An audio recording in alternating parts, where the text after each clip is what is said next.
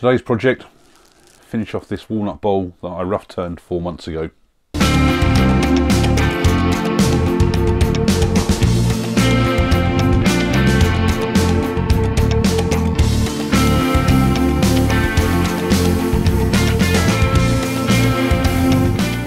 Four months ago I rough turned this walnut bowl, and as you can see it's got nice thick walls, about 20mm wide all the way through. I took it out of its box yesterday and it was showing moisture content between 8 and 12% in various places, and I've just left it out in the workshop overnight just to even itself out a bit more. Now the first thing you'll notice on here is that it has risen on one side and dipped on the other, so that will be one thing to tackle. The other thing as well is it's now become rather oval. Now this is why you need to have fairly thick walls as well, because on the narrowest inside here it's 180mm, and on the other way it's now 195mm. So that means that the inside of the bowl is going to be around about just over 195mm, which means it's going to come out somewhere on the edge of the ruler there as the inside of the wall. So it means we're going to lose probably 5 to 10mm on the outside of the widest pieces and the inside of the narrowest pieces. Now the way I'm going to do this, as you'll see, I've got my live centre here with the cone and the point, and the reason for that is that when I bring this up to the back of the work, which I still have my centre point from when I originally turned it, with that cone on there it's not going to dig in, so I will be able to get a fair bit of pressure on this. It will creak on the lathe because I will just have a waste block inside there for it to sit on. And this is what's interesting, when wet wood dries you can see that the grain has actually stretched, but where the grain is all running that way it's stayed at the same. So this is still 80mm wide and it's now gone up to 90mm, so it's actually stretched 10mm while it's dried. Now once I've got this on the friction chuck, I'm going to true up this tenon. I will probably take it down slightly to that sort of size so that I can fit it into my standard jaws.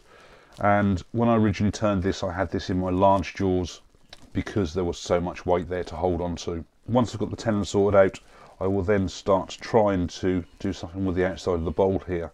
Now I'm going to have to see how it goes because I don't know how stable this will be on the lathe, to whether I'll be able to get a nice cut all the way out there, or whether I'm going to get any movement. If I get any movement, I may well then have to put this in the chuck, level off this top so that I can then mount it onto a board with this, rather than in the centre, to get most of the outside done, and then I can sort the inside out and the rim. If the walls are going to become too thin, it's also important that you take out the thickness from the top first to reduce any vibration. This is what I'm going to mount it on. It's only a small flat surface, so it's going to fit in there. Now that's what might cause me the troubles for it to move about, and it's certainly going to creak in there. Here it's just a case of making sure that's on there properly and making sure that this is fairly true, so I've got the two high points level with each other. And it's quite essential that you get this fairly true that way, because as I was saying earlier, I'm going to lose about 10mm on the outside at the widest point here, and then 10mm on the inside. So if you've got this angled at all, you could well end up with walls that are just too thin, and you'll end up reducing the height of the size of the bowl. Right, initially, because I need to work in tight space there, I'm just going to use my 12mm Ashley Isles bowl gouge.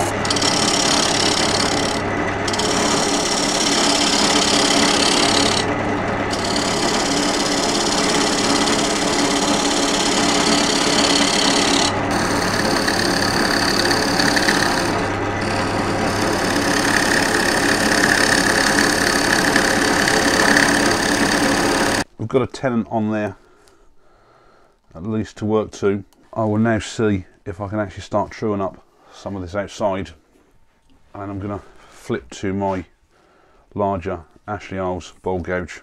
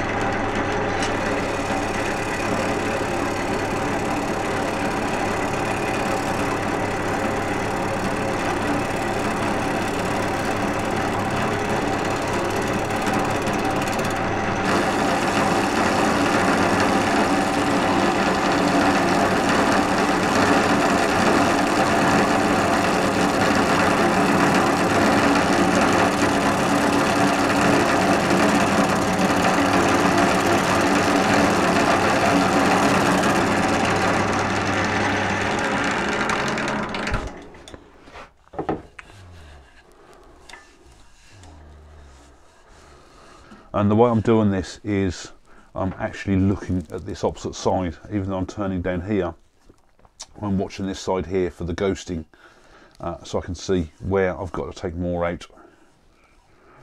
And I'll start trying to refine this a little bit more so it's got a nice smoother curve on it.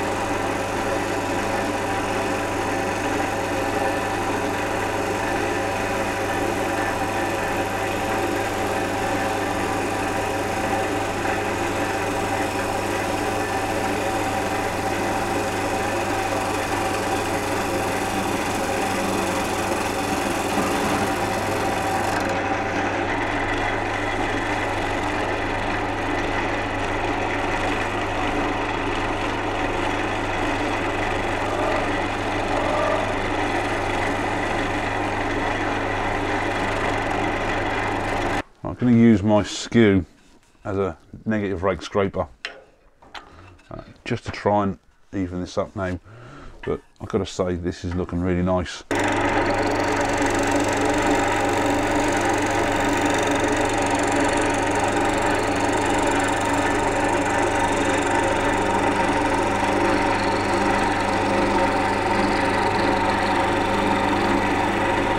Right, my next job is going to be to sand all this outside up. I still haven't decided on a finish yet, but I think I'm actually going to go for an oil finish because it's just a lot easier to finish off. So for this next bit,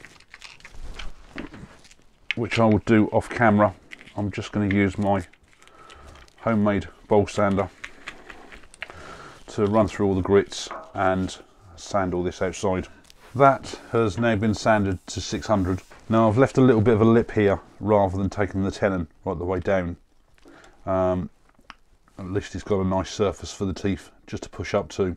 I will sort the foot of this out once I've done all the inside and have a nice level top. So the next job is take this off. I'll not need the tailstock anymore, and I think you can see there, hopefully it shows on the camera, the mark where this has pushed in, and that's where it's compressed the wood. I think you can see there now as to how uneven this is. So the first job, I will level this top bit off, take out these bits of where the remaining bit of pith are, level that off, and then start taking the wall thickness down.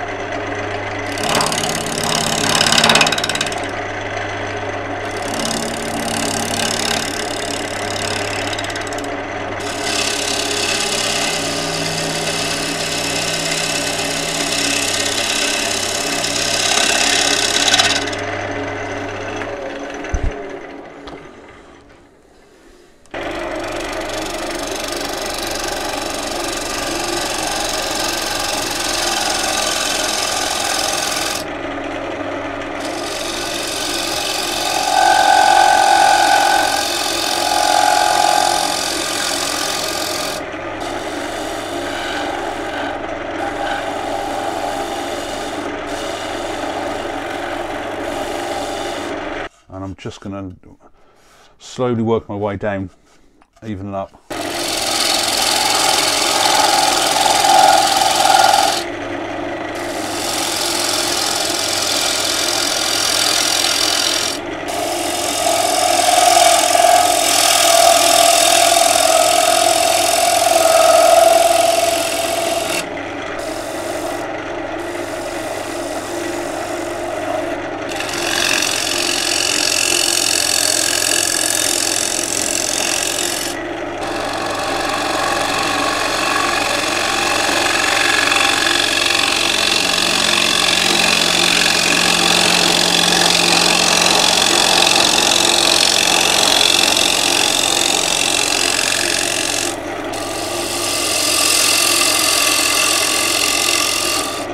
Now I'm just taking it easy here because I don't want to take too much out. I've already reduced the thickness of the wall down here.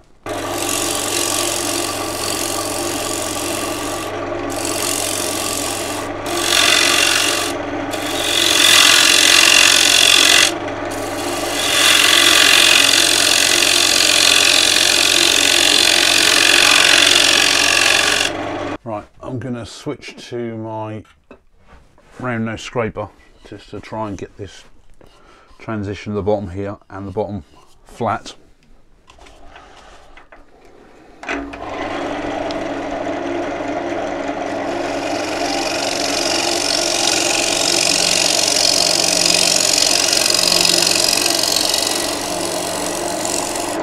So that is everything done now. Now these are quite handy. You can feel where you've got a nice even wall thickness, but it's just these that are handy. You can just see these just slightly move in and out for where you do have variations. So I am going to go off and sand this up now. This has now been sanded to 600 inside and out, and it has come up really nicely. That is now all finished. I've just got to sort out the foot. To finish this off, I used to use things like this, but this is not big enough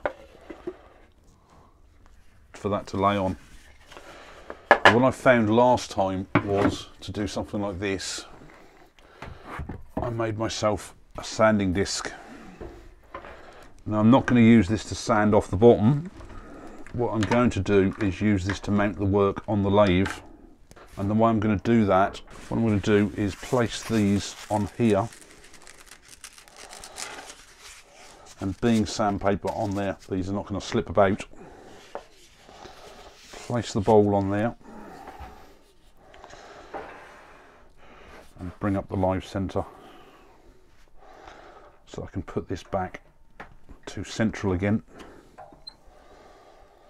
Now the only problem with these, they are fairly thick. As you can see, it's pushing in there. So I'm going to have to take this slowly. I don't want to put too much pressure on, because if I get thin here, I'm likely to go through the bottom of the bowl. I'm still going to leave a foot on here. I'm going to take this down a bit thinner, just tidy up the bottom here and take out the centre here, and I'm going to have to leave a fairly big nub in the end so that I can then just manually remove that and sand it down. And I'm just using a 12mm spindle gouge here.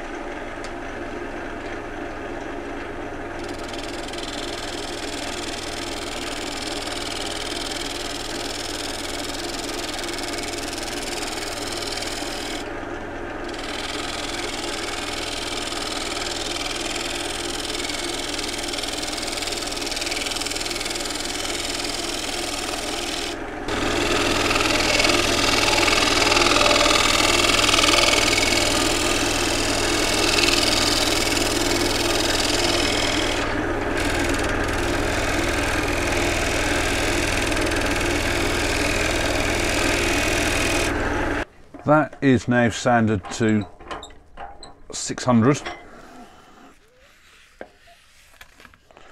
So inside is all done, outside.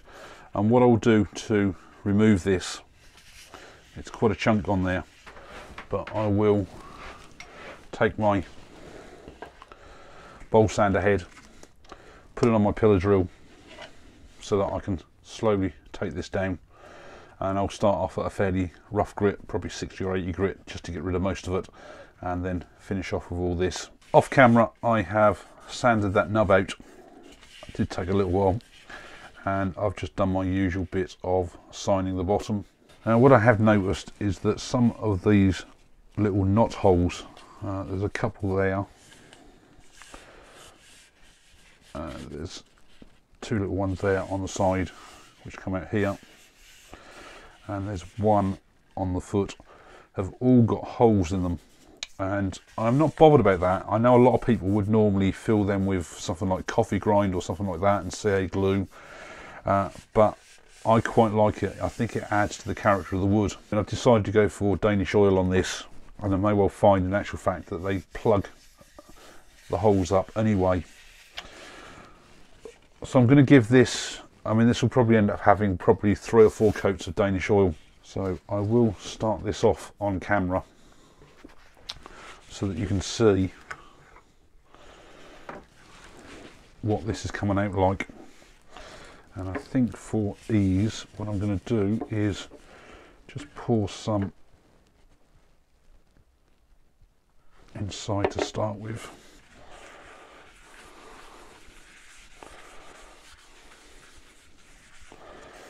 And with this, you just rub it all on, plenty on, leave it about 20 minutes, and then wipe off the excess and leave it to fully dry, which will usually take about 24 hours. And I don't know if you can actually see the contrast that it's coming up with.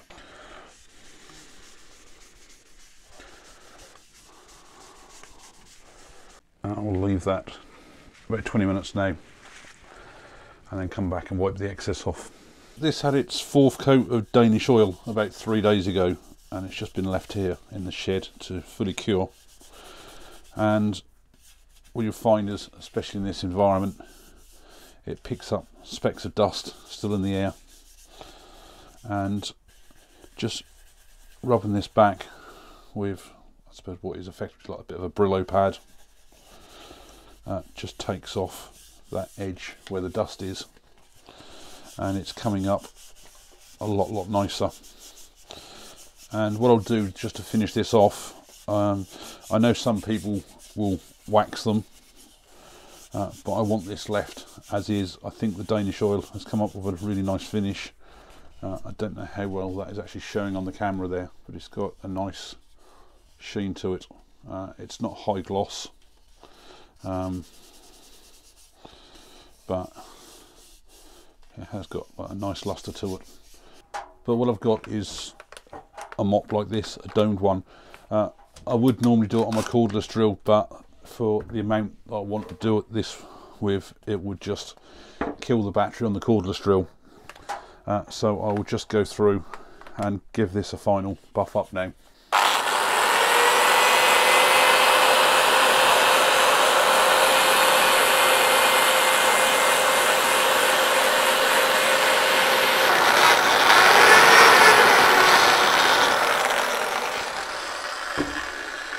When I use the buffer mop on a drill like that, I have to be really careful, because especially if you're doing the edges here, if you end up turning it that way, I'll find it will dig in, it will catch on here and yank the drill across and probably ruin the bowl.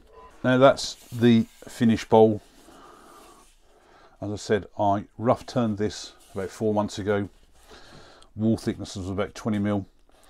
It was packed away in a box with wood shavings and just left, and I opened it 4 months later.